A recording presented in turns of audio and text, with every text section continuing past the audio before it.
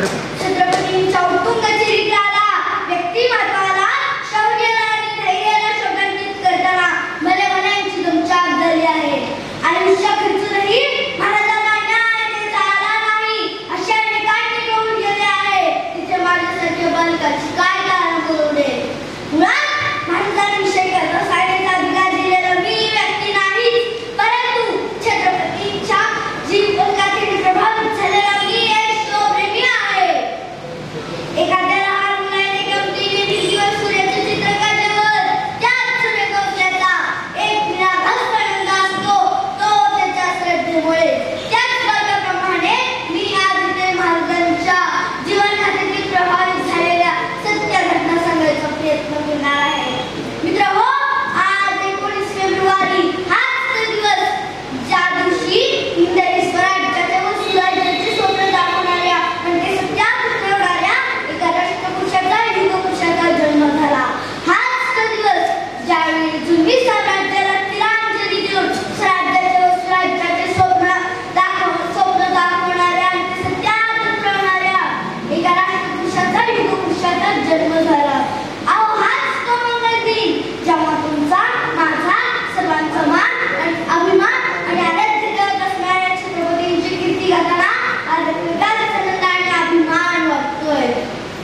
महाराजांचा जन्म या पवित्र महाराजांचा जन्म होऊन सुमारे 450 वर्ष पूर्ण होत आली, तरीही छत्रपती शिवाजी महाराज की असा शब्द कोणाच्याही कानावर पडला की जय जय हा जय घोष आल्याशिवाय राहत नाही, रक्ताचा चळचळल्याशिवाय राहत नाही. यावर इतकी मोठी ऊर्जा, इतकी मोठी ताकद कशी काय संचारली तुमच्यात? इतकी मोठी कार्य आपल्या श्री माझ्या राजाने की ह्या माझ्या देवाने स्फूर्तीचा अखंड जर आपल्या मायभूमीत उगम पावला. आपल्या मातेच्या डोळ्यातली आग आणि परकीय सत्तेच्या रयतेला होणार त्यास पाहून मध्ये बाण मारतून येत होता स्वराज्य स्थापनेचा ध्यास तो आठवतो मस्त महाराजांचा प्रताप. लखलखणारी तलवार पाहून व्हायचे शत्रुढे, लखलखणारी तलवार पाहून व्हायचे शत्रुढे. निजामचा शिवबावला शेरांचा सव्वा शेर, शेरांचा सव्वा शेर. 9 वर्षाच्या समाजमातांसोबत संगती मावळे घेऊन महाराज आग्र्यात पोहोचले. इथे झालेल्या अपमानाला सडेतोड उत्तर दिले महाराजांनी. याच औरंगजेबाने महाराजांना नजरकैद केलं. इथून सुटणे कठीण, इथून सुटणे अवघड. याच विचारात गर्द असताना एका युक्तीने घेतला जन्म. महाराजांनी आपल्या सोबतील मावळेला भेट सांगितले. पहिला वेळ आपले मावळे सुखरूप घरी पोहोचले. दुसरा वेळ आता महाराजांनी आजारी पडण्याचं सांगितलं. आजार बरा व्हावा म्हणून लोकांना मिठाई वाटून इच्छित आहे असं महाराजांनी औरंगजेबाला पत्र पाठवलं.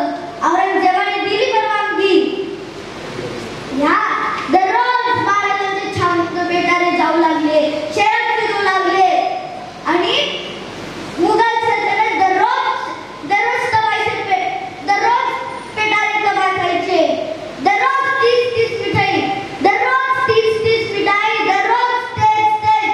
म्हणून आता मुघल सल्तनतीवर आता तपासणी करायचं मन केलं. हेच पाहिजे होतं महाराजांना. आता ह्याच चुकीचा फायदा घेऊन महाराजांनी आपले वेशभूषा बदलले आणि संभाजी महाराजांनी टोपीत बसवलं. निघाले की आपल्या छावणीतून बाहेर निघाले आणि मुघल सल्तनत औरंगजेबाच्या भावानी तपासले आणि त्यांच्या मावळ्यांना सांगितले की कोणतेही पेटारे तपासल्याशिवाय जायला नको. म्हणून तपासणी केली. काहीच नाही निघालं त्याच्यातनं. महाराज सुखरूप रायगडावर पोहोचले आणि इथे मधुर मेहतर आणि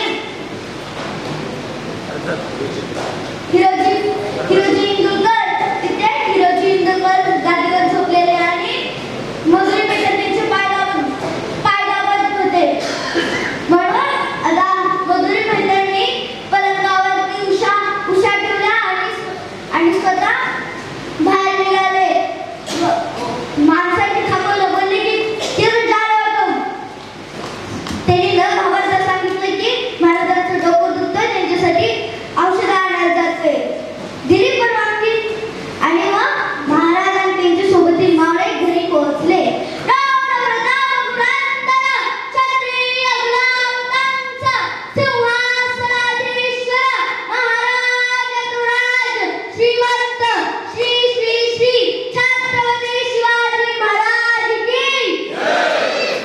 छोट्याशा मावळ्याने आपल्या अवघ्या वाणीमध्ये शिवरायांचा इतिहास मांडला.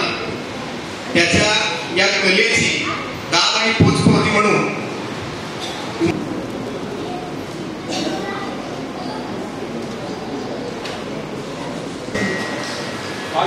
हॅलो,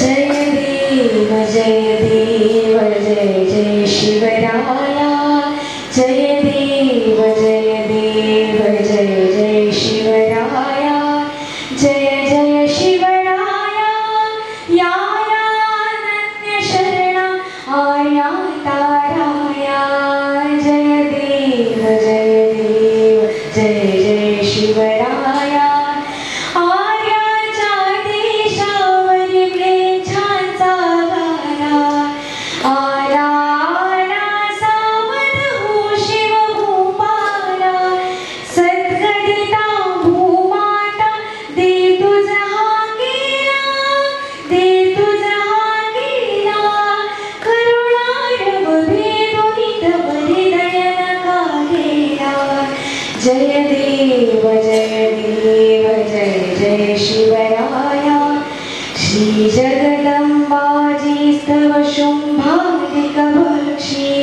दशमुख मर्दुनी जी श्री रघुवर संरक्षी, ती पोटा भूमाता लेछाही चढता, लेछाही चढता, तुझ वेळ शिवराया तिज कोण तुझ्या त्राता, जय देव जय देव जय जय शिवराया, त्रस्त आम्ही दीन आम्ही शरण तुला आलो, परवशतेच्या पाशी मरणोन्मुख झालो, साधू परित्राणाय दुष्कृती नाशाय, भगवन् भगवद्गीता सार्थ कराया, जय देव जय देव जय जय शिवराया, जय जय शिवराया, या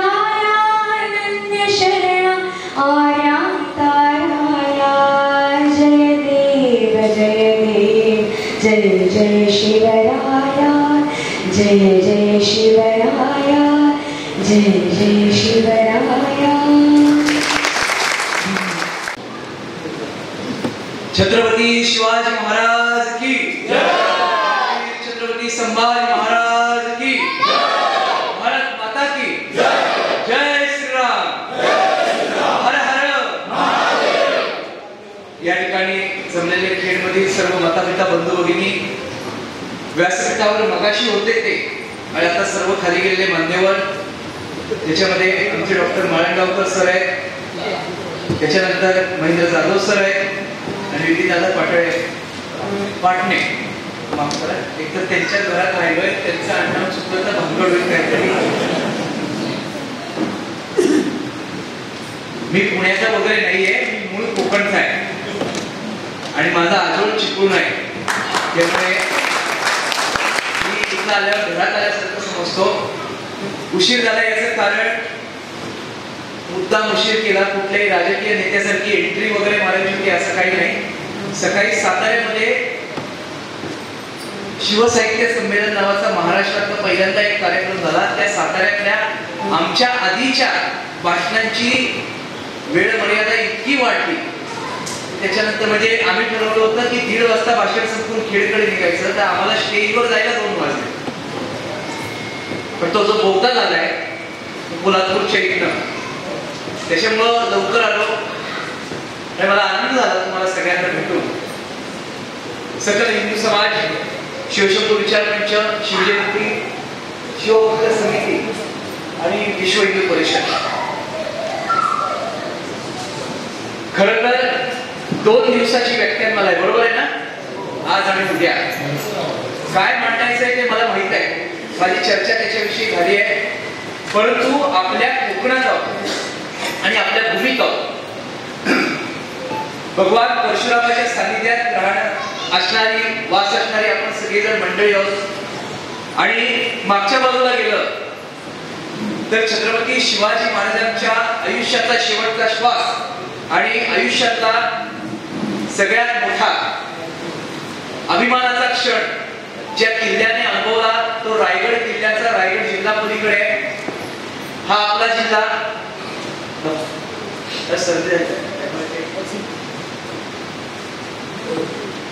अशी ही आपली सगळ्यांची कोकण भूमी, तुमची माझी. मला कायम इतिहासात एक गोष्ट अभ्यास करताना जाणवते. ती गोष्ट अशी आहे, ते वाक्य मी तुम्हाला सांगतो आणि मग आपण आपल्या भाषणाकडे, व्याख्यानाकडे, विषयाकडे जाऊ. जितपत इतिहासाचा अभ्यास केला गेला, जितपत इतिहास माझ्या आकलनात आला, छोट्याशा अल्पबुद्धीला, शिवाजी महाराजांना आपल्या कोकणातल्या माणसांनी जेवढी साथ दिली ना, तेवढी साथ इतर कुठल्याही प्रदेशातल्या माणसांनी दिली. आम्ही कळे रायगड जिल्ह्यातले आहोत. आमचा आजोळ चिपळूणमध्ये, मी अस्सल कोकणी आहे. फक्त राहायला आमचे आजोबा पुण्यामध्ये गेलेले असल्यामुळे तिकडे त्यामुळे छोटस एक पुणेरी टोमणे पण माझ्यात आलेलं आहे. परंतु कोकणावरचं विशेष खरं तर माझी आजची तारीख आणि उद्याची तारीख ही सुरतला होती. आणि सुरतेमध्ये मला बोललेलं असताना मला आमच्या मांडलकर सरांचा फोन आला. सुधीरजींना तुम्ही फोन केला आणि म्हटलं आपल्या खेडमध्ये जायचंय. खेळ दोन आहे, एक आपलं आणि एक पुण्याकडचं राजपूर. परंतु हे खेळ आपलं आहे. तर मी ते सुरतेला जाणं कॅन्सल केलं आणि इकडे आलो. ही आपली कोकण भूमी आहे. कोकण भूमीच्या बाबतीत मी काही वर्णन करण्यापेक्षा आदरणीय, वंदनीय मराठी साहित्य क्षेत्रातील आढळ तारा शांताबाई शेळके, या शांताबाईंनी आपल्या कोकणचं एक वर्णन केलेलं आहे. ते कोकणचं वर्णन तुम्हाला वाचून दाखवतो आणि मग आपण आपल्या विषयाकडे जाऊ. ऍक्च्युली आपला सगळा शिवाजी महाराज, हिंदू समाज, राष्ट्रीयत्व हे सगळे विषय एकमेकात गुंतलेले आहेत. काय मांडणी करायची, काय नाही ठरवून आलेलं आहे. परंतु या भूमीत आल्यानंतर कायम आणि कायम मनामध्ये एक नवीन ऊर्जा लागली होती. मी गेले 7 दिवस रोज फिरतोय. जवळजवळ 1800 किलोमीटरचा प्रवास झालेला आहे. आणि आज परत सातारा, उद्या इथं, परवा गेलो की परत कार्यक्रम, तिथं परत रायगड जिल्हा असं आहे. पण आपल्या जिल्ह्याचं वैशिष्ट्य असं आहे, इथं आल्यावर काय ऊर्जा मिळते. आणि मी आयुष्यात एक गोष्ट सगळ्यांना कायम सांगतो की आज जो काही सौरभ करणे देशभर फिरतोय, ते मध्यंतरीच्या काळात आम्ही गोरक्षणात फार जोरात होतो. त्यामुळे काही केसेस वगैरे अंगावर आल्यामुळे परदेशात जाता येत नाही. पासपोर्ट आमचे पोलीस बांधवांनी जमा केलेले आहे. परंतु देशभर जे काही फिरतोय त्या सौरभ करणेला जर का 2010, 11, 12 साली कुणी मोठं केलं असेल तर ते आपल्या चिपळूण आणि या सगळ्या रत्नागिरीच्या परिसरात या कोकण भूमीला मोठं केलं. आणि म्हणून कोकणाचं वर्णन करताना शांताबाई अत्यंत सुंदर शब्दामध्ये असं म्हणतात, परशुरामाची लेक लाडकी सासूर वाशील बाय ग, रूप देखणी कोकण भूमी, तुझा आमची माय ग, तुझा आमची माय. त्याच्यामध्ये शेवटची 2 कडवी, ती कडवी तुम्हाला वाचतो. खूप मोठी कविता आहे. देशासाठी तुवा धाडले कितीक सैनिक सम्राट. म्हणजे या कोकण भूमीनं काय केलंय? देशासाठी कितीतरी माणसं या कोकण भूमीने रणांगणामध्ये पाठवली. पण ती जर का आत्ताच्या सैन्य दलाचा विचार केला तरी सुद्धा आहे. आणि 350 वर्षापूर्वी छत्रपती शिवाजी महाराजांच्या जर का काळातला अभ्यास केला तरी सुद्धा कोकणातली माणसं देशासाठी युद्ध करतायत, लढाई करतायत, योगदान देतायत, बलिदान देतायत. काय सुंदर वर्णन केलेलं आहे. देशासाठी तुवा धाडले कितीक सैनिक सम्राट, प्राण अर्पुदी स्वये जाणले नामांकित ते अमरात. शक्ती युक्ती ती, शौर्य धैर्य ते, तुझेच आई वरदान. कोकण माये खरीच असशी, बहुविध रत्नांची खाण. अनंत हस्ते सदैव केले तू देशाला सहाय्य ग, रूप देखणी कोकण भूमी, तूच आमची माय ग, तूच आमची माय ग. त्याच्यानंतर हे जे वाक्य आहे ना, या एका वाक्यावर आमच्या वारकरी संप्रदायाच्या भाषेत सांगायचं झालं तर 7 दिवसाचा कीर्तनाचा सप्ताह होऊ शकतो.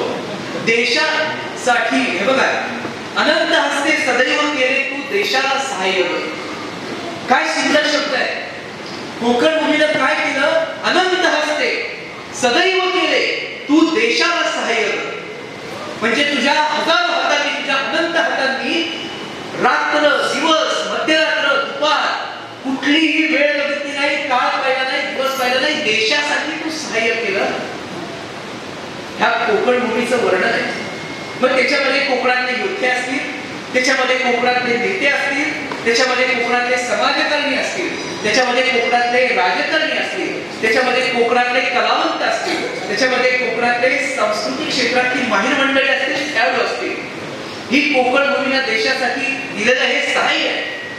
म्हणून आपण कोकणातली माणसं जगाच्या पाठीवर कुठेही गेलो तरी आपले कपडे बदलत असतील, थोडस व्यवहार बदलत असेल, पण आपल्या आतमध्ये असणारी जी एक देशभक्तीची ज्वाळा आहे ती मात्र कधी विझत नाही. ती कोकणातल्या तेवणाऱ्या गणपतीप्रमाणे परशुरामाच्या पुढे तेवणाऱ्या ती सदैव जागृत.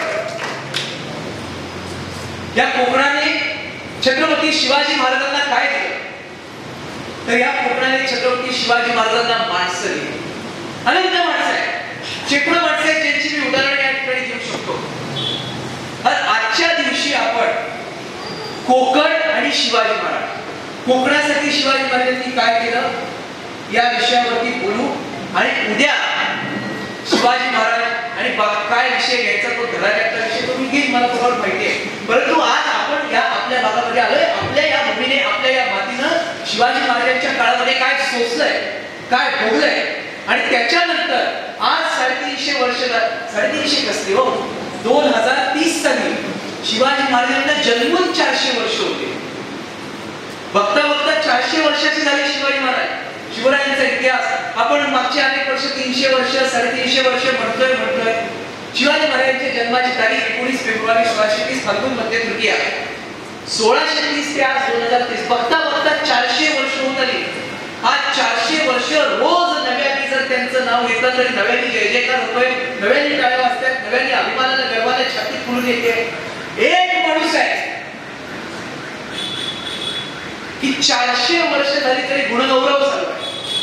मला एक गोष्ट काय माहितीये की भूगोलामध्ये, निसर्गामध्ये सकाळचा सूर्य पूर्वेने उगवतो आणि पश्चिमेला काय होतं, मावळतो. याच्यामध्ये कुठला बदल होतो का?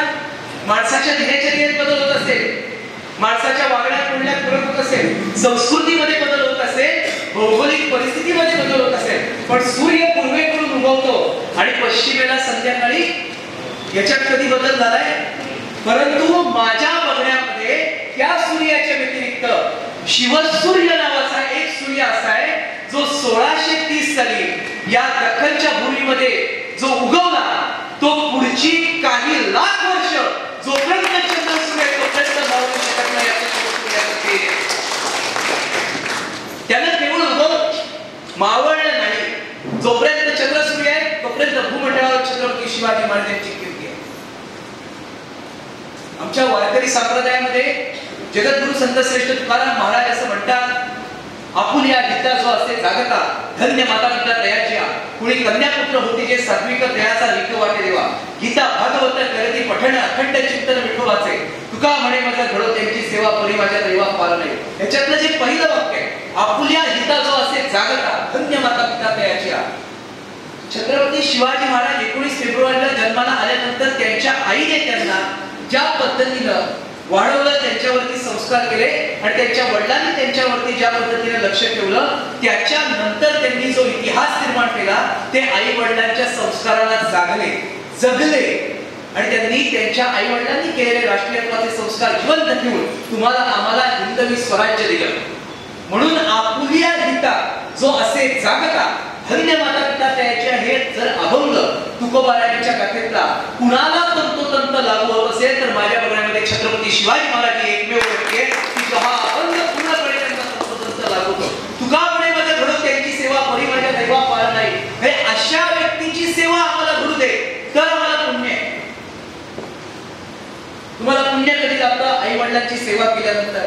तुम्हाला पुण्य कधी लागतं? समाजामध्ये चांगलं काहीतरी काम केल्यावर. तुकोबाराया त्याच्याही पलीकडे जाऊन म्हणतात, जो आपुल्या हिताला लागलेला आहे, ज्याला गीता भागवत करती श्रवण करती प्रकरण अखंड चिंतन विठोबाचे, अशी जी मंडळी आहे अशांची सेवा आम्हाला करू. आणि म्हणून मला सुरुवातीलाच म्हणायचंय राष्ट्रासाठी, देशासाठी, समाजासाठी, संस्कृतीसाठी, माता पिता बंधू भगिनींसाठी, स्वभाषेसाठी, स्वधर्मासाठी राबणारी ही जी काही शिवजयंती करणारी ही जी मंडळी आहे,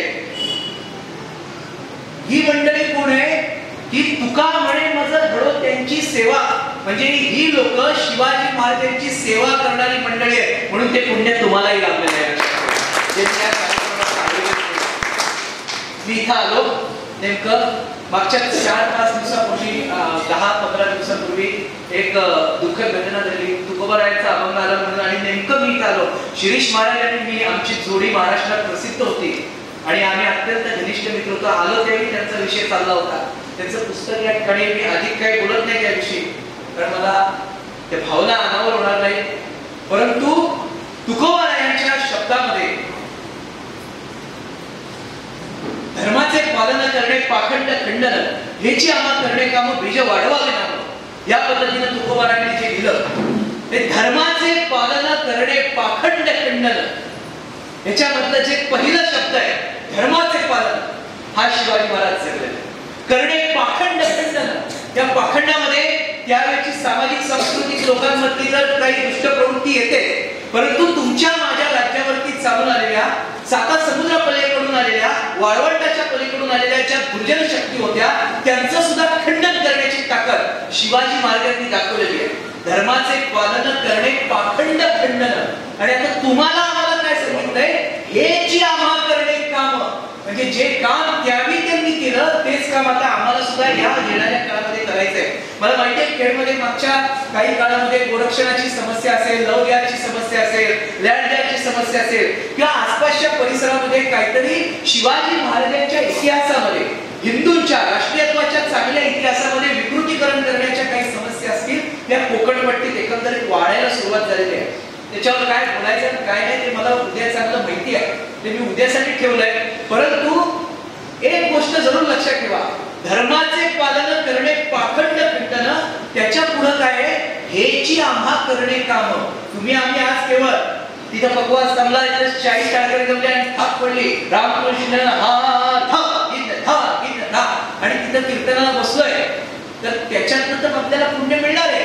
परंतु पाखंडाचं खंडन केल्याने आणि धर्मावरती आलेले आघात रोखणाऱ्या, आघात करणाऱ्या ज्या दुर्जन शक्ती आहेत त्या शक्तींना रोखण्याचं जर का आपण काम केलं तर त्याच्यापेक्षा जास्त पुण्य आपल्या पदरात पडणार आहे. तुकोबारायांच्या प्रमाणे हे प्रमाण असलेली गाथा इंद्रायणीमध्ये पुरवली तरी परत बोलालेली आहे, म्हणून त्या शब्दांना ताकद आहे. जडी दगडा सहित वया तारी आल्या देशाला, धन्य तुकोबा समर्थ जेणे केला हा पुरुषार्थ.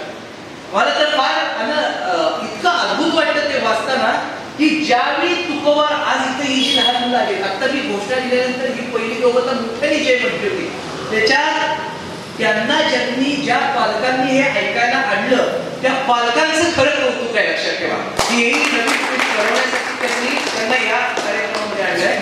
तर त्यांच्यावर त्या वयात चांगले संस्कार घडावे, त्यांच्या कानावर काहीतरी चांगलं पडावं म्हणून त्यांच्या पालकांचे प्रयत्न असतात. तर ते वय शिवाजी महाराज त्या वयात असताना तुकाराम महाराज महाराष्ट्रभर अध्यात्माचा, भक्तीचा आणि शक्तीचा त्या ठिकाणी संजावाद त्या ठिकाणी मांडला होता. म्हणून मी म्हटलं की तो काळ किती अद्भुत आहे बघा. तुकोबाराय त्या ठिकाणी धर्म शिकवताय. जे का रंजले गांजले त्यांसी म्हणे जो आपुले, तोची साधू ओळखावा देव तेथेशी जाणावा, असं ते जरी म्हटले असले तरी सुद्धा त्यांनी स्वतः सुद्धा हेच केलं. 12-36 नेऱ्यामध्ये आसपास जाऊन सगळ्या समाजाला एक केलं. कुठल्या परिस्थितीत, ज्या परिस्थितीत एखाद्या देवळात एखादा टाळ वाजला तरी आदिलशाही आणि निजामशाही येऊन तिथं मुंगी उडवत होती. आणि तुकोबारायांचं हे भक्तीचा पीळ निर्माण करणारं काम चालू असताना त्या काळात शिवाजी महाराज या वयाचे होते, मोठे होत आहेत. संत सेनानाही यांचा एक अभंग आहे. संत संगतीने थोर लाभ झाला, मोह निरसला माया दिका, घातले बाहेरी काम क्रोध वैरी, बैसला अंतरी पांडुरंग, तुझी असा वारा लाभली की अंगा, ऐसे पांडुरंगा कळवाले, संताने सरिता केला सेनानाही ब्रह्मादिका पायी थांबले. हा अभंग आहे. सुरुवातीचं वाक्य फार महत्वाचं आहे. संत संगतीने थोर लाभ झाला. शिवाजी महाराज ज्या बाल अवस्थेत आहेत, ज्या बाल वयात आहेत, आमचा बाल शिवबा, त्या वयात त्यांना संतांची संगत लाभलेली आहे. आणि ते संत सुद्धा कोणी साधे सुद्धा नाही, जगद्गुरु संत श्रेष्ठ तुकाराम महाराज आहे.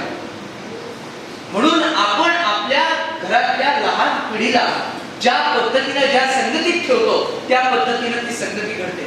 इथं तुका म्हणे धर्म रक्षावयासाठी देवाचे याठी जन्म घेणे असेल किंवा मऊ मिळावणे आम्ही विष्णूला असं कठीण वज्राचं पितो असे, भले तरी देव गांडीची लंगोटी नाठाळाच्या काठी देऊ माता किंवा धर्माचे पालन करणे पाखंड खंडन असं बोलणारे तुकाराम महाराज नावाचे संत महाराष्ट्राच्या मध्ये. आणि त्यांच्या सान्निध्यात बाल शिवा तरुण शिवा आला तर तुम्ही विचार करा, भक्ती आणि शक्ती जर का अशी एकत्र झाली तर ती ताकद रोखणारी कुठली आवरात त्यावेळी हिरवी महाराष्ट्राच्या मातीमध्ये मोठ्याला फुलं लावू शकत होती. याचं कारण छत्रपती शिवाजी महाराज तुकाराम महाराज आहे. 300 वर्षाचा अंधकार या दोघांनी दूर करून टाकला. तुकोबारायांनी आम्हाला लढायला शिकवलं का, तर गाथा उघडा पायी कसे अभंग आहे. तुम्ही म्हणाले कोकण शिवाजी मला सांगता तुम्ही इथं कुठं चालला, हे पाया आहे शिवचरित्राचा हा सगळा. आणि हे का म्हणतोय मी, तुकोबारायांच्या वैकुंठ गमनाचं 375 वर्ष चालू आहे. मागचं वर्ष शिवाजी महाराजांच्या राज्याभिषेकाचं 350 वर्ष होतं. आपण पुण्यवान आहोत की ह्या महापुरुषांच्या शताब्द्यातली शतक महोत्सव आपल्याला अनुभवायला मिळत आहे. त्यांची 400वी जयंती असेल त्यावेळी आपल्यातलं कोण असेल सांगता येत नाही. इथं मरणाचा भरोसा आत्ता जाय, बाहेर पडल्यावर कोण येऊन तर मला देता का लिहून. आणि आपण या सगळ्यामध्ये ही वर्ष साजरी करतोय ती समाजात प्रबोधन करण्यासाठी, आपला हिंदू समाज जागा करण्यासाठी. काल मी एका हिंदू मेळाव्याला गेलो होतो. हिंदू धर्मरक्षक मेळावा तो जो काही होता, तर तिथं मला ते गेल्या पत्रकारांनी प्रश्न विचारला की आता तर ते तुमच्या इलेक्शन वगैरे सगळ्या झाल्या आणि तरी सुद्धा तुम्हाला हे मेळावे भरवायची काय गरज आहे. तसं नाहीये म्हटलं. इलेक्शनचा आणि हिंदुत्वाचा काय संबंध आहे, इलेक्शनचा आणि धर्माचा काय संबंध आहे. इलेक्शन मध्ये धर्माला आणि राष्ट्रीयत्वाला विरोध करणारी शक्ती बाजूला करता येते, पण जमिनीवर राहून धर्माला लागणारी लव जिहाद, गोरक्ष गाईचं दत्तक आणि लँड जिहाद नावाची जी वाळवी आहे ना, ती आयुष्यभर रोज रात्रंदिवस प्रबोधन करूनच काढावी लागते. म्हणून मेळाव्याने आज शिवजयंतीच्या सभा या ठिकाणी कराव्या लागतात अशी व्याख्या करावी. तर तुकोबारायांच्या त्या अभंगांनी लोकांच्या मनात भक्तीचा एक पीळ निर्माण केला. आपल्याकडे जुन्या काळी एक म्हण होती, सुंभ जळाला तरी पीळ जळत नाही. तो जो भक्तीचा पीळ होता तो तुकाराम महाराजांनी निर्माण केला. आणि त्याच्यानंतर शिवाजी महाराजांनी ही पेटलेली माणसं ही सगळी स्वराज्यासाठी दिली. त्या गाथेमध्ये पायिकाचे अभंग आहे. माझा बघायचा मुद्दा होता. कधीतरी आपण तुकाराम गाथा काढू. आता 4,500 अभंग त्याच्यामध्ये आहेत. पायिक म्हणजे सैनिक, पायिक म्हणजे शिपाई. मराठी शब्दकोशात बघा किंवा कुठे शिपायानं कसं असावं हे तुकाराम महाराज लिहित आहे. काय गरज आहे, वारकरी कसा असावा हे त्यांनी लिहिलेलं आहे. पण पायिक कसा असावा हे तुकाराम महाराज का लिहित आहेत, त्याच्या मागे उद्देश काय. कारण माझ्या म्हणजे तुकाराम महाराजांच्या समोर त्यावेळी त्यांच्या समोर कोणीतरी एक तरुण स्वराज्याचं स्वप्न घेऊन जर बाहेर पडलाय तर त्याच्यासाठी या लोकांच्या मनाची मशागत करणं गरजेचं आहे. या लोकांची मन सैन्य दलात जाण्यासाठी उभी करणं गरजेचं आहे. त्याच्यामध्ये फार 2-3 वाक्य फार चांगली आहेत. स्वामी पुढे व्हावे पडता खंडण मगच्या मंडण शोभा जावी वगैरे. मी तुम्हाला उद्या पायिकाच्या अभंगाच्या बाबतीत 2 प्रकरणं उद्या सांगली. मी आता ते नेमकं पटकन आणले नाही याचा अर्थ मला तुकाराम महाराजांचे अभंग बघून सांगावे लागतात असं नाहीये. 450 पेक्षा जास्त अभंग पाठ असलेला माणूस आहे, लक्षात ठेवा. आणि तुकाराम महाराजांचे नाही, प्रत्येक संताचा अभंग मी इथं म्हणू शकतो, परंतु ही माझी कीर्तनाची आणि प्रवचनाची वेळ नाहीये. ही छत्रपती शिवाजी महाराज यांच्या बाबतीत व्यक्त असे शिवाजी महाराज त्या वातावरणात घडले. त्या वातावरणामध्ये आदिलशाही, कुतुबशाही या दक्षिणेमध्ये माजलेल्या होत्या, मोगलाई ही उत्तरेमध्ये होती. आणि दुष्काळात काय असतं, कितवा, तर हे जे दुष्काळ लागले होते ना, आदिलशाही, कुतुबशाही, मोगलाई याच्या व्यतिरिक्त 13वा महिना म्हणून आपल्या गृहात कोण होतं, सिद्धी, इंग्रज, पोर्तुगीज, या सगळ्यांनी हा देश पोखरला. यांचा या मातीशी काय संबंध. थोडंसं वर गेलं सह्याद्रीच्या पठारावरती की पुणे मुंबई मावळच्या कडची काळी माती शिवारातली आणि आपल्याकडे खाली आलं की आपली ही लाल माती. या मातीशी, या रंगाशी, इथल्या सत्वाशी, इथल्या तत्वाशी, इथल्या संस्कृतीशी, इथल्या भाषेशी या लोकांचा काय संबंध आहे? हे मोगल बिगल होते, हे सगळे आले तिकडनं वाळवंटातनं जिथं झाडं सुद्धा उगवत नाही आणि त्या तिकडनं येऊन इथं आमच्या इकडे संस्कृतीची नासधूस करून विकृती निर्माण करणारी ही सगळी जनता, आक्रमण करणारे आणि याच्या व्यतिरिक्त आपल्या इकडनं पाण्यामार्गे आलेले बाकीचे दुश्मन यांनी ही भूमी नासवलेली असताना शिवाजी राजा नावाचा एक तेजपुंज तेजस्वी प्रताप सूर्य राजा तुम्हाला आम्हाला वाचवायला येतो. खरं तर आमच्या वारकरी संप्रदायामध्ये आपल्या एक अभंग आहे, पूर्वजन्मी आम्ही बहुपुण्य केले तव या विठ्ठले कृपा केली. तर तुमचं म्हणजे काय आहे, आम्ही वारकरी का झालो असं तुकाराम महाराज म्हणतात की आमचं पूर्वजन्मीचं काहीतरी पुण्य आहे तेव्हा विठ्ठलाने कृपा करून या जन्मात आम्हाला वारकरी बनवलं. मी काय म्हणतो ते सगळे एका बाजूला, तुमचं माझं भाग्य काय माहिती का, पूर्वजन्मी आपण काहीतरी पुण्य केलं असू म्हणून आपल्याला राजा म्हणून शिवाजी महाराज लागले, त्यांनी आपल्याला सोडवलेलं आहे. तर कवी भूषण एका काव्यामध्ये म्हणतो, काशी की कला जासी मथुरा मस्जिद बनती, अगर शिवाजी न होते तो सुन्नत सबकी होती. त्याचं शेवटचं वाक्य काय खरंय, अगर शिवाजी न होते तो सुन्नत सबकी होती. आता मी याचं विश्लेषण करणं गरजेचं आहे, तुम्हाला कळलंय का यातलं काय ते? नशीब कवी भूषणांच्या काळात नव्हता, नाही त्याला पोलिसांनी 295 आणि 153 कलमाखाली हात टाकला असता. काशी की कला जाती मथुरा मस्जिद बनती, अगर शिवाजी न होते तो सुन्नत सबकी होती. हे शिवाजी महाराजांचं मोठेपण. कवी भूषणाला काही पैसा दिला होता का शिवाजी महाराजांनी? तो उत्तरेतला होता, त्याला तिकडं महाराजांचं महत्व कळलं आणि इथे येऊन त्यांनी हे गायलंय. याचा अर्थ काय आहे की शिवाजी महाराजांची पूर्वी इतकी आहे आणि ह्या सगळ्यांविरुद्ध तोंड देण्यासाठी ते उठलेले असताना त्यांचं लक्ष गेलं आपल्या कोकण प्रांतात. शिवाजी महाराज म्हणजे ध्येय, शिवाजी महाराज म्हणजे ध्येय, बुलंद ध्येयाने चालणारा माणूस. शिवाजी महाराजांच्या आयुष्याचा जर का तुम्ही अभ्यास कराल, केवळ 50 वर्षाचं आयुष्य आहे. किती? 1630 ते 1680. त्याच्यात राजकीय कारकीर्द केवळ 36 वर्षाची, 1644 ते 1680. 36 वर्षाच्या राजकीय कारकिर्दीमध्ये जे काही निर्माण केलं, आज 360 वर्ष झाली तरी सुद्धा ते जिवंत आहे, चिरंतन आहे आणि पुढच्या पिढीसाठी दिशादर्शक आहे. लक्षात ठेवा, अनेक राजकीय नेते आहेत, त्यांचे अनुयायी कुठपर्यंत असतात? त्यांच्या अंत्यसंस्काराच्या जागेपर्यंत. डॉक्टर हेडगेवारांचं एक फार सुंदर वाक्य आहे की संघाच्या प्रती आपला भगवा ध्वज आपण गुरु मानतो, बरोबर आहे ना? आपण गुरु कुणाला मानतो? भगव्या ध्वजाला. तर मी वाचलं एका ठिकाणी की भगवा ध्वज गुरुस्थानी का? कारण नेत्यांचे अनुयायी त्याच्या चितेपर्यंत असतात, टिळकांचे अनुयायी चौपाटीपर्यंत, साधूचे अनुयायी त्याच्या अंत्यसंस्कारापर्यंत, त्याच्यानंतर त्या अनुयायांना गुरु नसतो. परंतु भगवा ध्वज हा चिरंतन आहे, भगवा ध्वज कधीही मिटणार नाही, म्हणून गुरु भगवा ध्वज. त्याचे अनुयायी हे सातत्यानं येणारी नवीन पिढी हे त्याचे अनुयायी.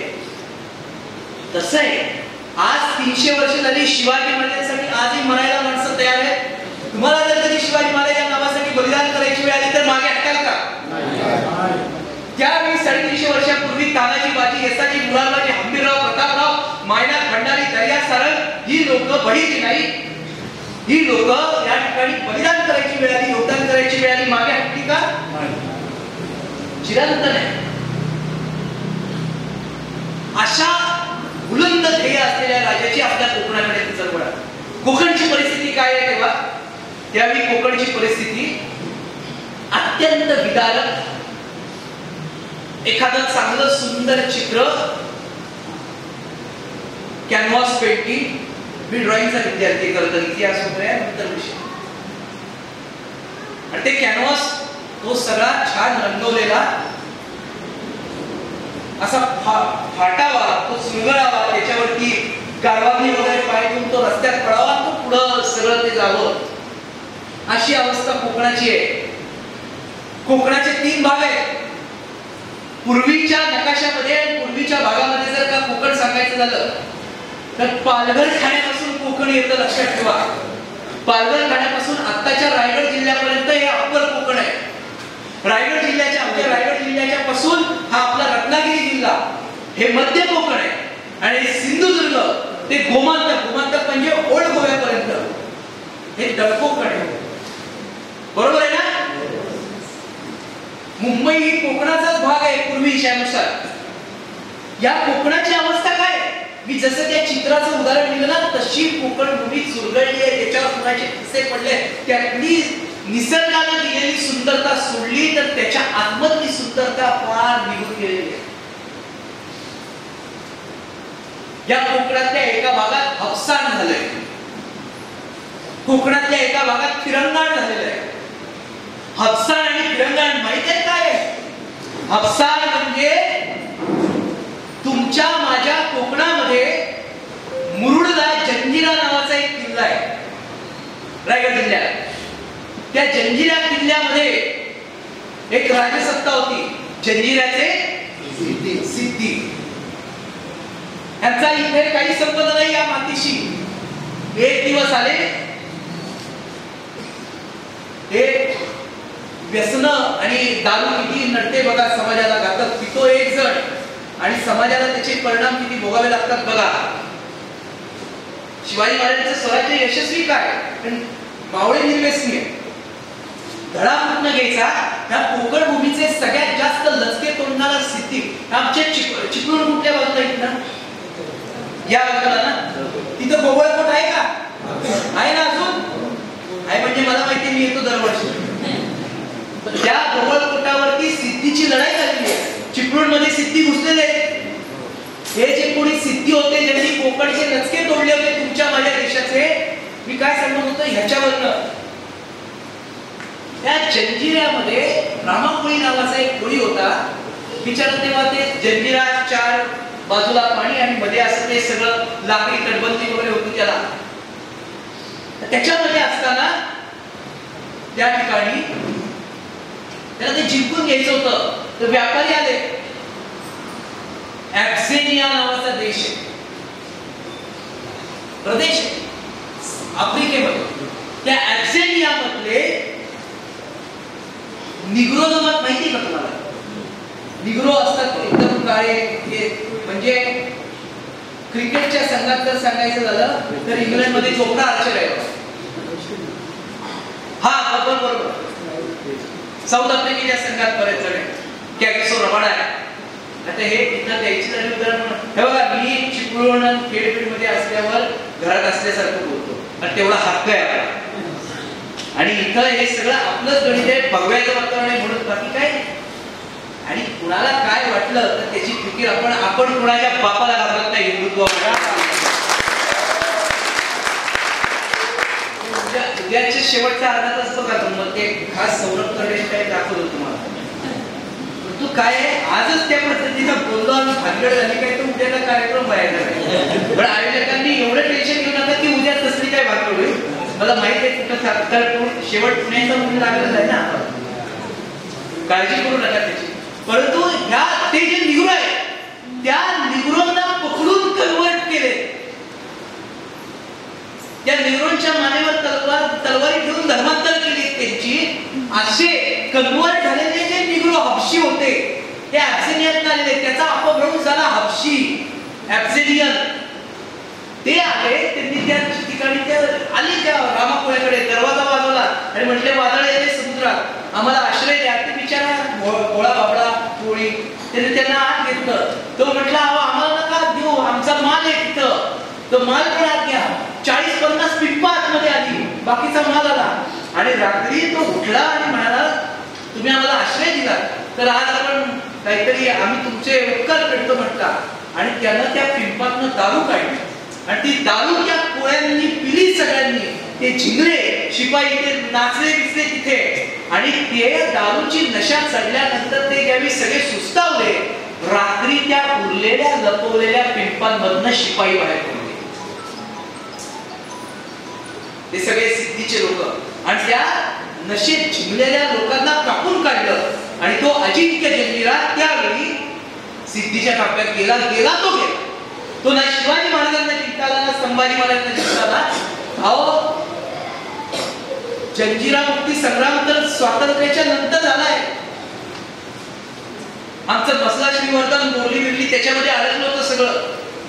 तर ते जे सिद्धी आहे त्या सिद्धींनी जंजिऱ्यात राहून ज्या ज्या प्रदेशावरती सत्ता स्थापन केली त्याच्यामध्ये पुण्याकडनं येताना जर का मुळशीच्या इथं कामिनी घाट ओलांडला तर आपल्याला निजामपूर माणगाव लागतं. इथपासून जर का सरळ किनारपट्टीकडे धावलं तर गोरेगाव, माणगाव, रोहा, नागोठणे, त्याच्यानंतर साई, मसला, बोर्ली, अलिबाग, श्रीवर्धन इथपासून खालपर्यंतचा एरिया जिथे जिथे हबशांचं राज्य आहे ते सगळं हबसा आहे.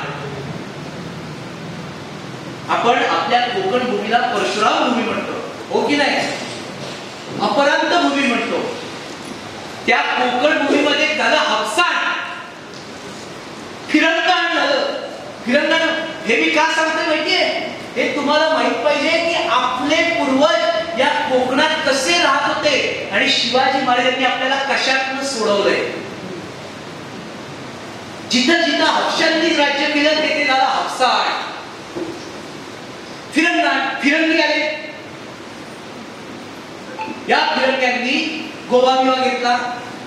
तिथे अशी वेगवेगळ्या ठिकाणी निर्माण झाल्या त्यांच्या शाखा. पालघर, केळवे, डहाणू आणि तिथपासून इथं गोव्यापर्यंत ज्या ज्या ठिकाणी फिरंगी होते ते फिरंगाण.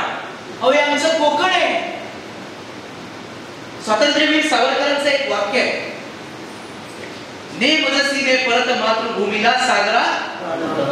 त्या कवितेमध्ये ते असं म्हणतात, समुद्राला बघून भूमातेच्या चरण तला तुझ धुता मी नित्य पाहिला होता. बरोबर आहे? ऐकलं हे वाक्य? ते वाक्य इथं सांगण्याचं गरज काय? ते वाक्य मला आठवतं, भूमातेच्या चरण तला तुझ धुता मी नित्य पाहिला होता. याचा अर्थ असा आहे, अरे समुद्रा तू माझ्या भारत मातेचे पाय तुझ्या लाटांनी रोज धुवत होता ते आम्ही पाहिलेलं आहे. कशी आपली कोकण भूमी आहे. या कोकण भूमीचे पाय रोज समुद्र धुतोय आणि त्या समुद्राच्या पाण्यावरती इथल्या कोळ्यांची, इथल्या मराठ्यांची, इथल्या आगरी बांधवांची, इथल्या भंडारी बांधवांची, इथल्या गावित बांधवांची, प्रेतांची त्या ठिकाणी रास पडली आहे त्या किनाऱ्यावरती आणि रक्त सांडलंय त्या सगळ्या पाण्यावर.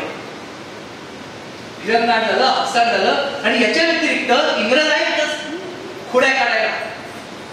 म्हणजे मला जेवढं विचाराल आपण चॅलेंजच्या समोर पण बोलू शकतो. तुमचं असं नाही, कुठलंही बोललेलं आहे, बऱ्याचदा बोलतोय आणि लिहून देऊ शकतो. किती रुपयाचा आणायचा तेवढा स्टॅम्प पडा.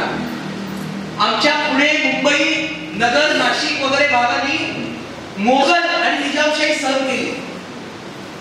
पश्चिम महाराष्ट्राने त्या ठिकाणी आदिलशाही सहन केली. पण तुमची माझी कोकण भूमी एकमेव भूमी आहे ज्यांनी आदिलशाही, निजामशाही, कुतुबशाही, मोगलाई, इंग्रज, डच, पोर्तुगीज, फ्रेंच, अरब, सिद्धी, वलंदे एवढ्या सगळ्या सत्तांचा अन्याय अत्याचार सहन केला.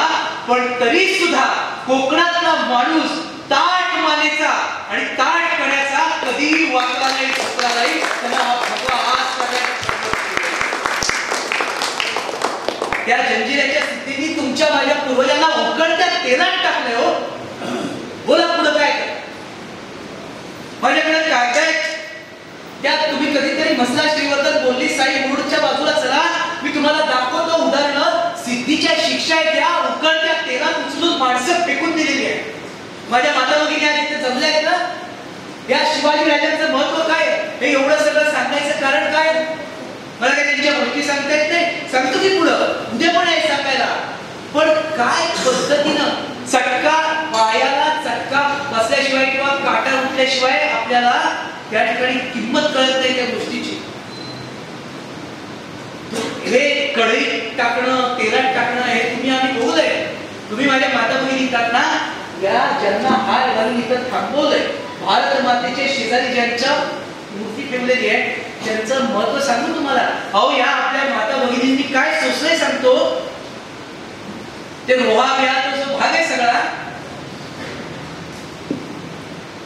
जंजीर एकच सिद्धीपैकी सिद्धी कासम, सिद्धी खैल्या, सिद्धी संकुल विपुल ही लोक बाहेर यायची, पाहिजे तेव्हा तिथं आतमध्ये यायची आणि आतमध्ये आल्याच्या नंतर त्या गावागावांच्या मध्ये शिरले की त्यांनी एकच उच्छाद लावला होता, घरात शिरून दिसेल ती माता भगिनी बाहेर ओढून आणायची आणि मग काय बलात्कार का, तिथं सराव चालू होते.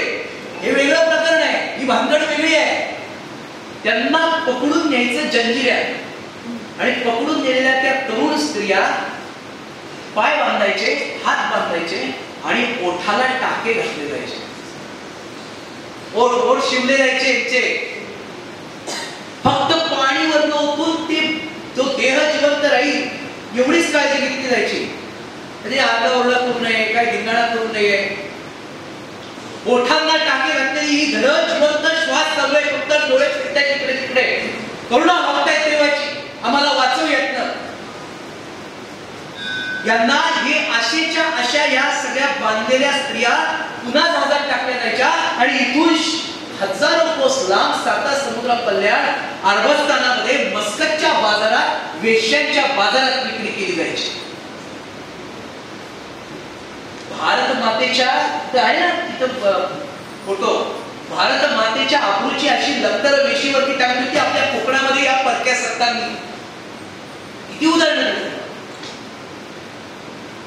तरुण पुरुषांना आणून त्यांना खोज बनवलं जायचं, गुलाम बनवून आयुष्यभर त्या जंजिऱ्यामध्ये सडवली आहेत आमच्या गावागावातली पोरं. हे परके. अशा वेळी एक 30 वर्षाचा कोळा पोरगा कोकणामध्ये येतो आणि तो म्हणतो हे सगळं मी बंद करीन. आणि शिवाजी महाराजांनी ज्यावेळी या कोकण भूमीमध्ये पाऊल ठेवलं, मी कायम म्हणतो की शिवाजी महाराज कोकणासाठी काय आहे, तर शिवाजी महाराज हे कोकणाचा भाग्योदय आहे. लक्षात ठेवा, कोकण वाचवायची सुरुवात कोणी केली तर शिवाजी महाराज.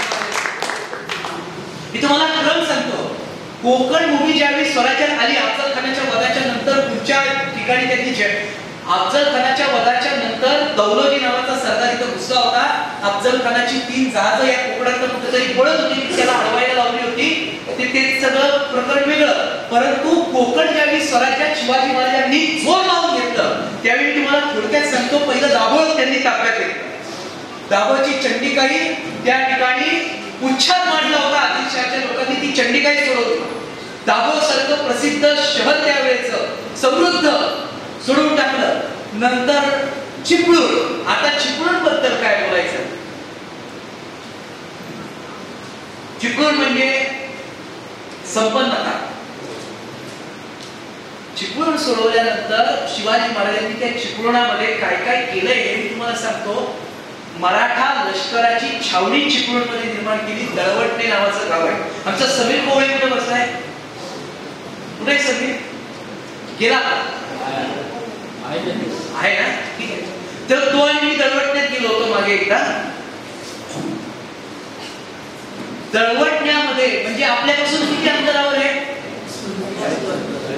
40 किलोमीटर, बरोबर आहे ना. शिवाजी महाराजांनी चिपळूण मध्ये येऊन पुढे गेल्यानंतर दळवटण्याला मराठा लष्कराची छावणी निर्माण केली.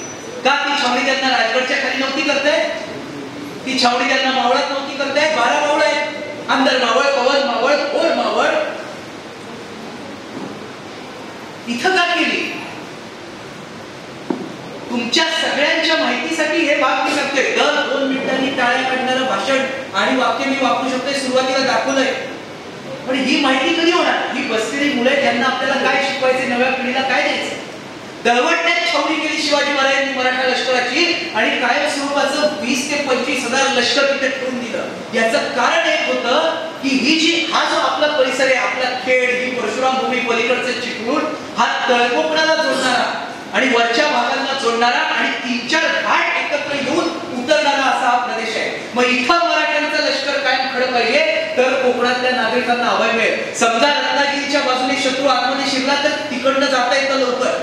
इकडनं कोल्हापूरच्या बाजूने जर का माणूस आला तर तिकडनं वरती धाव घेता येते. म्हणून शिवाजी महाराजांनी कोकणाच्या रक्षणासाठी, आपल्या या भागाच्या संरक्षणासाठी दळवटण्यामध्ये मराठा लष्कराची छावणी नेमली, मराठा लष्कराची छावणी उभी केली. आज सुद्धा दळवटण्यात त्या जागा आहेत. त्या छावणीने आपल्याला काय दिलं, दळवटण्याच्या छावणीने मराठ्यांना सेनापतीला हंबीरराव मोहिते महाराजांच्या राज्याभिषेकाला ज्ञानात नवसळे तलवारीची पातळ आणि वेडात मराठे प्रतापरावांचं बलिदान दगडावर स्थितीला. तो दिवस खरं आज 17 तारीख आहे ना रे, 24 फेब्रुवारी 1674 महाशिवरात्री. आणि त्या महाशिवरात्रीच्या दिवशी तो प्रसंग घडला. बहलोल खानाच्या त्या छावणीवरती 6 स्वरांनिशी प्रतापराव गेले. कुसुमाग्रज काय सुंदर म्हणते, दगडावर दिसतील अजूनही तेथल्या टापा, ओढ्यात तरंगे अजूनही रंग रक्ताचा, क्षितिजावर उठतो अजूनही मेघ मातीचा, अद्याप विराणी नाहीये, विरहिणी आहे. ज्ञानोबारायांनी पांडुरंगाच्या विरात विरहिणी दिली. पडिले दुर्देसी मजा आठवे मानसी, नको नको हा वियोग, कष्ट होता ती जीवासी, किंवा पहिलं तो वेग पुकत आहे, शकुन दे माय सांगत आहे. या विरहिणी आहेत, त्या विरहिणी भावातलं आहे. दगडावर दिसतील अजूनही तेथल्या टापा, ओढ्यात तरंगे अजूनही रंग रक्ताचा, क्षितिजावर उठतो अजूनही मेघ मातीचा, अद्याप विरहिणी कुणी वाऱ्यावर जात, वेडात मराठे वीर दौडले सात. पुढे तर काय वर्णन केलंय ते कुसुमाग्रजांचं नाहीये, पण वर्णन काय, खदिरांगा सगळं डोळे रोखुनी, दुधारी समशेर परतुनी, पुरी धगधगता राज फलिता, तळ हातावर प्राण ठेवणी, अरे शत्रू सैन्य समुद्र प्यावया, अगस्ती दौडले सात, सात दौडले सात उधळले, सात क्षात्र समरात, सात ही ताऱ्यातून उल्का पात, कडकड कडकड कडकड कडे कडाड दामिनी सात. असे ते 7 जण गेले 24 फेब्रुवारीच्या दिवशी. आता त्याला 300 मला वाटतं 51 वर्ष होत आहे. तर त्या 7 जणांना बलिदानानंतर प्रतापराव गुजर जाण्यानी मराठ्यांच्या इतिहासामध्ये आणि स्वराज्याच्या लष्करामध्ये मोठी पोकळी निर्माण झाली. महापराक्रमी प्रचंड पराक्रमी कर्तबगार सेनापती होता. आता राज्याभिषेक जवळ आलाय आणि राज्याभिषेक अवघ्या 4 महिन्यावर आलेला असताना मराठ्यांचा सेनापती नेसरच्या खिंडीत पडतो. शिवाजी महाराजांच्या अंगावरती काय त्या ठिकाणी ताण आला असेल. आणि मग सेनापती कुणाला करायचं तुम्हाला सांगतो, तुम्हाला अभिमान वाटेल या गोष्टीचा. महाराजांनी रायगड सोडला, महाराज उतरले चिपळूणात, आपल्या इथे आले आणि इकडून महाराज दळवट्यात गेले. आणि दळवट्याच्या छावणीमध्ये वीरांची रांग होती. कोण कोण होतं, बाजी सर्जेराव जिदे होता, म्हाळोजी घोरपडे होते, बरेच सरदार होते त्या ठिकाणी. तिथून त्यांनी हंसाजीला बाहेर आणला. या हंसाजीला सेनापती बनवलं, किताब दिला हंबीरराव. तारीख 8 किंवा 9 एप्रिल 1674. आणि मग त्या हंबीररावांनी चिपळूणमध्ये रामतीर्थ कुंड नावाचं एक कुंड आहे बघा. त्या रामतीर्थ कुंडामध्ये शिवाजी महाराजांनी त्या नवीन सेनापतीला स्थान केलं. भगवान परशुरामाचं दर्शन घेतलं आणि या इकडच्या कुठल्या तरी मार्गाने ते त्या ठिकाणी रायगडकडे निघून गेले. चिपळूण जिंकलं होतं महाराजांनी. त्याचे पुढे इतके फायदे होत गेले. त्याच्यानंतर महाराजांनी घेतलं संगमेश्वर. संगमेश्वर घेतलं, याचा फायदा स्वराज्याला असा झाला. करवीर प्रांत माहितीये तुम्हाला, करवीर प्रांत म्हणजे कोल्हापूर. अगदी सोप्या भाषेत करवीर प्रांतातल्या अनेक वाटा कोकणात उतरणाऱ्या संगमेश्वरापाशी जाऊन मिळतात, बरोबर. तर संगमेश्वर हे मुख्य ठाणं त्यावेळेचं त्या वाटांच्या नुसार आणि सगळं पुढं पाणी पलीकडे. संगमेश्वर घेणं महत्वाचं होतं, कारण त्या उतरणाऱ्या वाटांवरनं, चढणाऱ्या त्या वाटांवरनं अनेक व्यापारी सुद्धा ने-आण करायचे. त्याचा आर्थिक विषय, स्वराज्याची आर्थिक खडी, स्वराज्यातनं जाणाऱ्या घाट वाटांद्वारे आणि स्वराज्यातनं येणाऱ्या जाणाऱ्या वाहतुकीतनं, प्रवासातनं किती लोक व्यापारी ने-आण करतात, त्याच्यावर कर बसवला तर स्वराज्याला काहीतरी आर्थिक खडी आहे. म्हणून त्या वाटा ताब्यात असणं गरजेचं होतं. आणि त्या वाटांचा उगम जर तिथं कोकणात कुठं होत असेल तर ते संगमेश्वरच्या बाजूला त्यावेळेच्या त्या वाटा येत होत्या. संगमेश्वर पर्यंत ताब्यात घ्यायचं. त्याच्यानंतर राजापूर, हे सगळं आपल्याच बाजूला आहे ना. होय. राजापूरला इंग्रजांची वखार. राजापूर ताब्यात घेतल्यानंतर महाराजांनी पहिली एक गोष्ट केली की त्यांनी त्या इंग्रजांची वखार खणून काढली आणि त्या इंग्रजांना शासन दिलं. का म्हणजे परक्या सत्तेच्या पार्श्वभागावर लाथा मारल्या शिवाजी महाराजांनी मारल्या पहिल्यांदा या देशामध्ये. इंग्रजांना एक अंतर्गत खोड होती. देवस्थानमध्ये म्हणून बाहेर असं तर वेगळा शब्द वापरला असता. इंग्रजांना एक खोड होती अंगामध्ये की शिवाजी महाराजांच्या स्वराज्यामध्ये कायम काहीतरी कुडबुड करायची.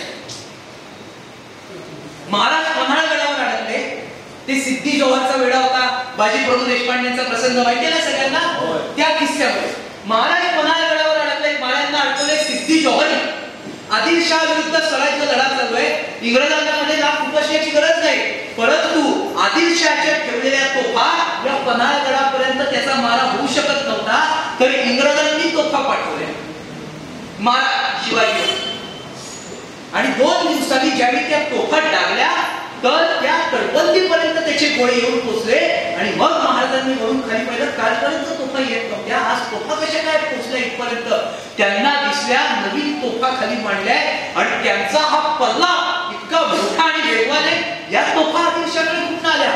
तर इंग्रजांनी एक खोड केली होती, मगरुरी आणि मस्ती किती होती इंग्रजांच्या अंगात बघा. हे का सांगितलं, आपल्या कोकणाला किती भयंकर दुश्मन छळत होते. इंग्रजांनी त्या तोफांवर युनियन जॅक लावला होता. म्हणजे शिवाजीवर मारा करण्यासाठी आमच्या तोफा तर न्या, पण मगरुरी आणि साम्राज्याची मस्ती म्हणून युनियन जॅक म्हणजे काय, आपला हा जो भगवा झेंडा याला आपण जरीपटका म्हणतो, बरोबर आहे. जरीपटक्यासह भगव्या झेंड्याच्या एकची देशा प्रणाम द्यावा माझा हा श्री महाराष्ट्र देश. तो तसं इंग्रजांचा जो झेंडा आहे त्याला युनियन जॅक म्हणतात. तो युनियन जॅक बघितला आणि महाराजांचं मस्तक सरकारलं. पुढे दिवस गेले. महाराज हे सूर्य आहे, त्यांना कोण आणून धरणार आहे. वेळा येतात आणि जातात. महाराज सुटले त्यातनं. ते शिवाकाशी कोयाजी बांधल, रायाजी बांधल आणि बाजी प्रभू देशपांडे, फुलाजी प्रभू यांचं योगदान बलिदान सगळं झालं.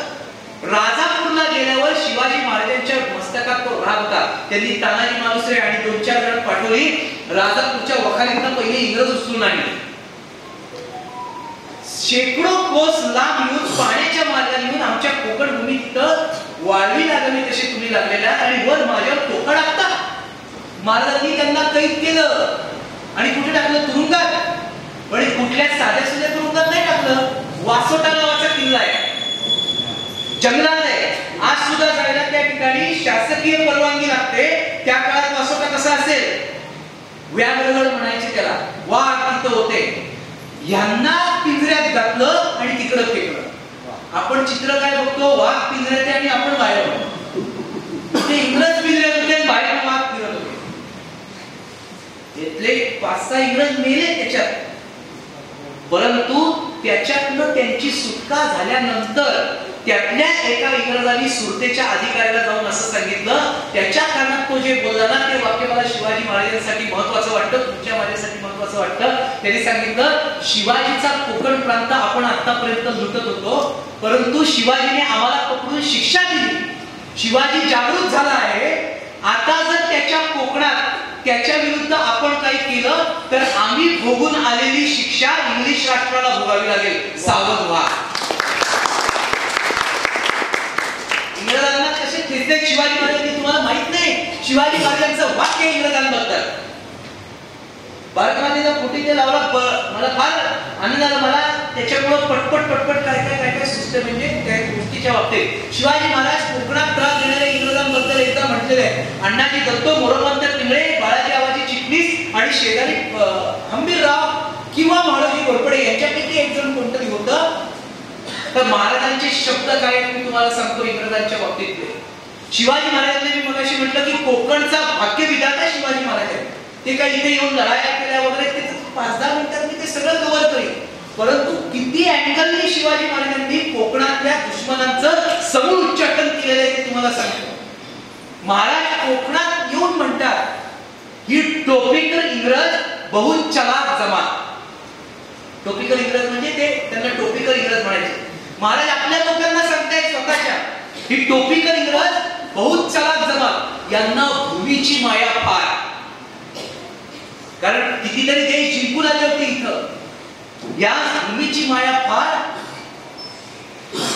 तलवारीच्या टोकावर नाचवाव्या ऐसी यांची लायकी, बरे तरी सावध असा. तुम्हाला माहिती आहे शिवाजी महाराजांना एक पदवी आहे, जाणता राजकारणातली काय जाण आहे बघा तुम्ही. मला एका वाक्यातनं आणि एका शब्दातनं मी पटवून देतो. महाराजांचं एक वाक्य आहे आत्ता सांगितलेलं. ही टोपिकल इंग्रज बहुत चालाक जमात यास भूमीची माया फार तलवारीचे टोकावर नाचवावे ऐसी यांची लायकी बरे तरी सावध असा. दुसरं वाक्य काय आहे? यास भूमीची माया फार. भूमीची म्हणजे जमिनीची माया फार. शिवाजी महाराज 1671 साली हे सांगतायत आणि शिवाजी महाराजांच्या निधनानंतर 18व्या शतकात आणि 19व्या शतकात अवघी भारत भूमी इंग्रजांनी घेतली हो. खरं का खोटं आहे? 100 वर्ष आधी शिवाजी महाराजांनी ओळखलेलं आहे याच भूमीची माया फार तलवारीच्या टोकावर नाचवावे ऐसी यांची लायकी. जाणे राजकारणातली जाणता राजा उगाच नाही म्हटलंय. निश्चयाचा बहुत जनांसी आधार अखंड स्थितीचा निर्धार श्रीमंत योगी यशवंत कीर्तिवंत सामर्थ्यवंत वरदवंत पुण्यवंत नीतिवंत आचारशील विचारशील दानशील धर्मशील सर्वज्ञपणे सुशील सकलान ठाई या भूमंडळाचे ठाई धर्मरक्षी ऐसा तुझ्या नाही महाराष्ट्र धर्म राहिला काही तुम्हा करणे. या पदव्या शिवाजी महाराजांना यशवंत कीर्तिवंत